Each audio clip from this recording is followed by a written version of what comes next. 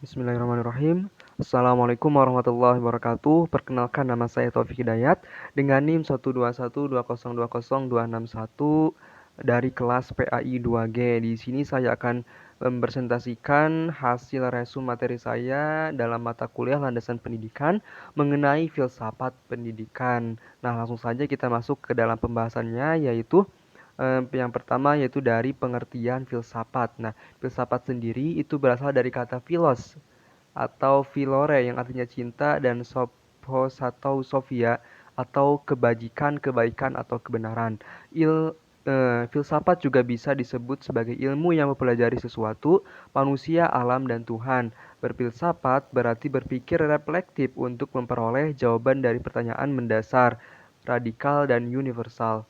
Jawaban tersebut disusun sistematis, diuji secara kritis, dan terbuka untuk memperoleh kebenaran yang sesungguhnya atau hakiki. Jawaban terhadap persoalan biasanya tidak pernah selesai, tidak pernah sempurna. Nah, kemudian ada cabang-cabang filsafat. Yang utama itu yang pertama ada metafisika atau ontologi. Metafisika atau ontologi adalah cabang filsafat yang mempelajari hakikat realitas terdalam dari segala sesuatu, baik yang bersifat fisik maupun yang bersifat non-fisik. Yang kedua ada epistemologi, adalah cabang filsafat yang melakukan penelaahan terhadap atau tentang hakikat pengetahuan manusia.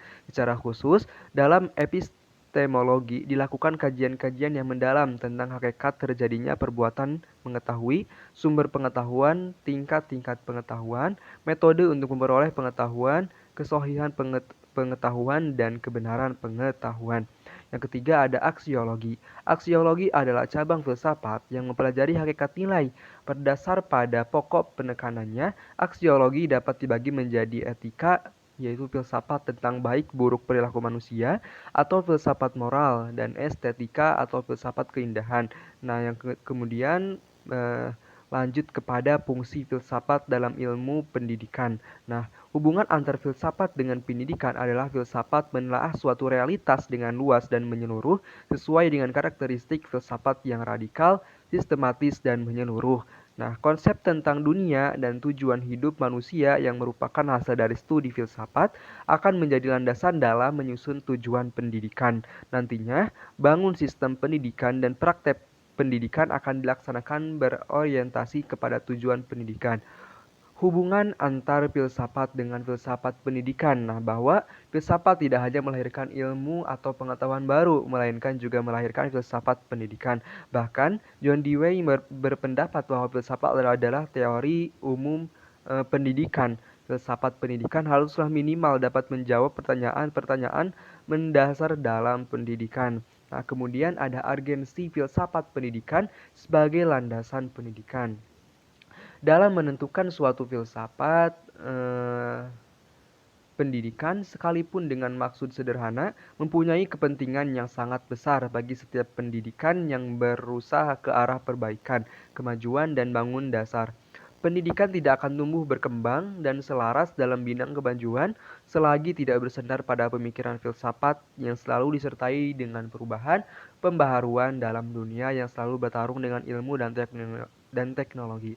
Jadi, filsafat pendidikan yang baik haruslah memberi pedoman kepada perencana atau perancang dan orang-orang yang bekerja dalam bidang pendidikan dan pengajaran. Hal tersebut akan mewarnai segala perbuatan mereka dengan hikmah, menghubungkan usaha-usaha pendidikan mereka dengan filsafat umum untuk negara dan bangsa. Di samping juga menjauhkan dari sifat-sifat meraba dan mencari penyelesaian yang cepat dalam menyelesaikan masalah pendidikan.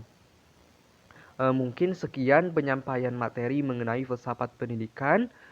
Kurang lebihnya mohon maaf. Wabillahi taufiq wal hidayah. Assalamualaikum warahmatullahi wabarakatuh. Sekian, terima kasih.